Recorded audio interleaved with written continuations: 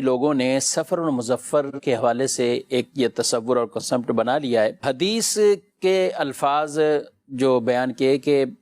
جو شخص بھی سفر کے جانے کی بشارت کسی کو دے، رسول اللہ صلی اللہ علیہ وسلم کی طرف نسبت کی ہوئی ہے کہ آپ اسے جنت کی بشارت دیتے ہیں، تو یہ اس روایت کو بنیاد بنا کر سفر کو بلاؤں کا مہینہ، سفر اور مظفر کو طرح طرح کی آفتوں اور پریشانیوں کا مہینہ کہا جاتا ہے۔ میں چاہوں گا اس حدیث کی فنی حیثیت کیا ہے؟ حدیث پاک یہ ثابت بھی ہے باقاعدہ یا نہیں؟ نبی پاک صلی اللہ علیہ وسلم کی طرف جب کوئی بات منسوب کرنی ہو، آپ علیہ الصلوۃ والسلام کے بارے میں کچھ بات بیان کرنا ہو کہ یہ بات حضور علیہ الصلوۃ والسلام نے فرمائی ہے، یہ ایسا حضور علیہ الصلوۃ والسلام نے کیا ہے، تو اس میں انتہائی احتیاط کی ضرورت ہوتی ہے۔ ہر بات نبی پاک صلی اللہ علیہ وسلم کی طرف منسوب نہیں کی جاتی۔ یہ جو روایت ہے جو آپ نے بیان کی ہے اور اس کے بارے میں پوچھا ہے، تو واضح طور پر محدثین کرام نے اپنی اپنی کتابوں میں یہ لکھا ہوا ہے کہ یہ جو ارشاد فرمایا کہ من بشرنی بخروج آذر او سفر بشرتہ بالجنہ، یہ موضوع روایت ہے۔ واضح طور پر علماء نے اس کو بیان کیا ہے کہ ایسی روایت موضوع من گھڑت ہے۔ سفر کے جانے کی اگر بشارت ہم گفتگو کریں کہ اگر بالفرض ایسی بات ہے تو اس کا مطلب ہے کہ سفر کے اندر کوئی خرابی ہے، کہ اس کے جانے کی بنیاد پر ہی جنت کی بشارت کی کوئی خوشخبری دی جا رہی ہے۔ حالانکہ نبی پاک صلی اللہ علیہ وسلم نے واضح طور پہ ارشاد فرما دیا لا سفر، سفر میں تو کوئی خرابی ہے ہی نہیں، کوئی بلا تو اس میں نازل ہوتی ہی نہیں ہے۔ تو پھر اس کے اوپر یہ روایت بیان کرنا اور پھر محدثین نے واضح طور پر اس کا موضوع ہونا بیان کیا ہے، تو ایسی روایت بیان کرنا یہ جائز بھی نہیں، اور ایسی کوئی حدیث مبارکہ ہے بھی نہیں کہ یہ ارشاد فرمایا گیا ہو کہ سفر کے نکلنے کی جو خبر دے اس کو جنت کی خبر دی جاتی ہے، بشارت دی جاتی ہے، ایسی کوئی روایت نہیں ہے۔ ٹھیک ہے۔ اور جو دوسری روایات کچھ اس طرح بیان کی جاتی ہیں کہ بلائیں آتی ہیں یا اس طرح کے معاملات ہوتے ہیں، بخاری مسلم کی یہ روایت موجود ہے کہ لا سفر، سفر کے اندر کوئی بلا نازل ہوتی ہی نہیں ہے، کوئی اس کے اندر مصیبتیں نازل ہوتی ہی نہیں ہیں۔ نبی پاک صلی اللہ تعالیٰ علیہ وآلہ وسلم نے جب اس بات کا اظہار فرما دیا تو اب آگے گفتگو کی کوئی ضرورت ہی نہیں ہے، اور یہ کہنا کہ سفر کے اندر بلائیں نازل ہوتی ہیں، فلاں نے کہا فلاں نے کہا فلاں نے کہا اس طرح مصیبت نازل ہوتی ہے، تو ایسا کہنا یہ درست نہیں ہے۔ نبی پاک صلی اللہ علیہ وسلم کا واضح فرمان موجود ہے کہ سفر میں کسی طرح کی کوئی بلا نازل نہیں ہوتی۔ لا سفر کا کہ واضح طور پہ یہ بات ارشاد فرمائی۔ ٹھیک ہے۔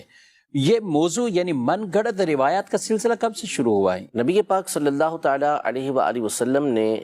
جو بات ارشاد فرمائی وہ حق ارشاد فرمائی ہے، ٹھیک، یعنی اس میں کسی طرح کا کوئی شک و شبہ ہو ہی نہیں سکتا۔ اور نبی پاک صلی اللہ علیہ وسلم کی جو احادیث طیبہ ہیں وہ اسلام کا بنیادی ماخذ ہیں۔ جب سیدنا عثمان غنی رضی اللہ تعالیٰ عنہ کی شہادت ہوئی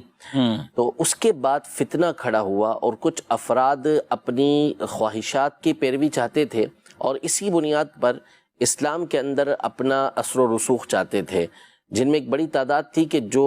حقیقت کے اعتبار سے وہ مسلمان بھی نہیں تھے اور انہوں نے اسلام کا لبادہ اوڑھا ہوا تھا۔ تو انہوں نے یہ انداز شروع کیا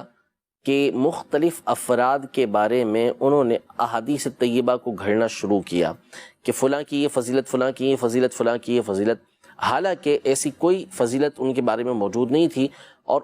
اس کے برعکس بالکل صحیح روایتوں سے ان کی فضیلتیں ثابت تھی۔ جیسے مثال کے طور پر مولا کائنات مولا مشکل کشا رضی اللہ تعالیٰ عنہ کی ذات گرامی، اہل بیت اطہار، ان کی جو فضیلتیں ہیں وہ قرآن و سنت سے ثابت ہیں،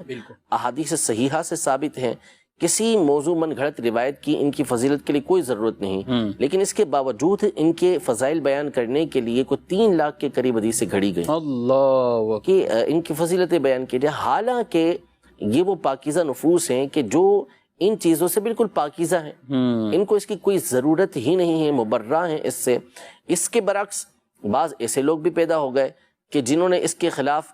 سیدنا صدیق اکبر رضی اللہ تعالیٰ عنہ کے حق میں اس طرح کی روایتیں بیان کرنا شروع کر دیں کہ جو نبی پاک صلی اللہ علیہ وسلم نے بیان ہی نہیں فرمائی تھی۔ تو علماء نے واضح طور پہ لکھا کہ یہ دونوں طرح کی ہستیاں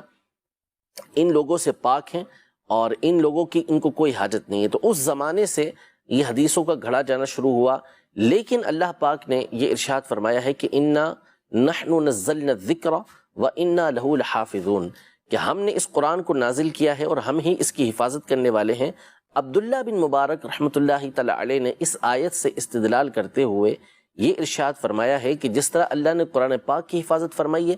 اسی طرح قرآن پاک کی جو تشریح اور توضیح کرنے والی احادیث طیبہ ہیں، یعنی نبی پاک صلی اللہ علیہ وسلم کے جو فرامین ہیں، چونکہ وہ قرآن کی تشریح بھی کرتے ہیں، قرآن کی توضیح بھی کرتے ہیں، اور نبی پاک صلی اللہ علیہ وسلم جو کچھ ارشاد فرمائے وہ اللہ کے حکم سے ہی ارشاد فرماتے ہیں۔ تو جس طرح اللہ پاک نے قرآن مجید فرقان حمید کی حفاظت کا ذمہ اپنی ذات کے لیے لیا ہے،